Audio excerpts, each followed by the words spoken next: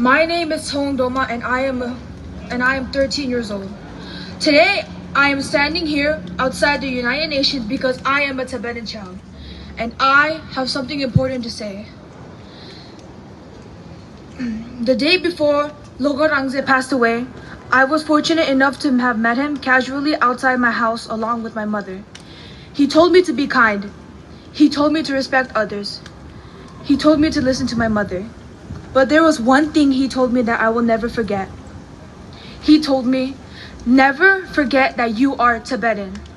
Those words have stayed with me. I am only 13 years old, but I understand that being Tibetan is more than just having a Tibetan name. It is our language. It is our culture. It is our history. It is our identity. And today, Tibetan children inside Tibet are facing a future where that identity is being taken away from them. Children my age are being separated from their families and placed in boarding schools under policies described as promoting ethnic unity and progress. But I have a simple question. What kind of progress makes a child lose their language and culture? What kind of unity requires children to grow up away from their families and communities? I am lucky that I can speak Tibetan. I am lucky that I can learn about my culture. I am lucky that I can stand here today and proudly say, I am Tibetan. But Tibetan children in Tibet deserve that same right. They deserve to speak their own language. They deserve to learn their own history. They deserve to know their culture, and they deserve to grow up with their families. This is why Loga Rangze's word means so much to me. Some people have called him crazy or stupid. Even the New York Post called him a lunatic. But before judging him, I want people to ask, why did he feel that he had to sacrifice everything just to make the world listen to Tibet? I am not here to say that losing a life is the answer. I want to live. I want to grow up. I want to go to school, laugh with my friends, and have a future.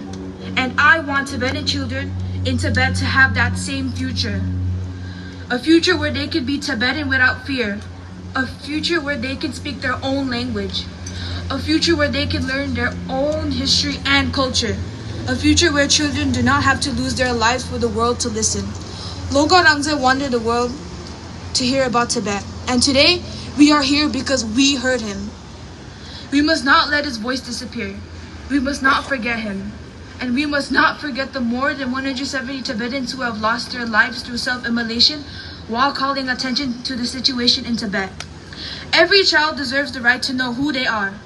And no policy called unity or progress should erase a child's language, culture, or identity.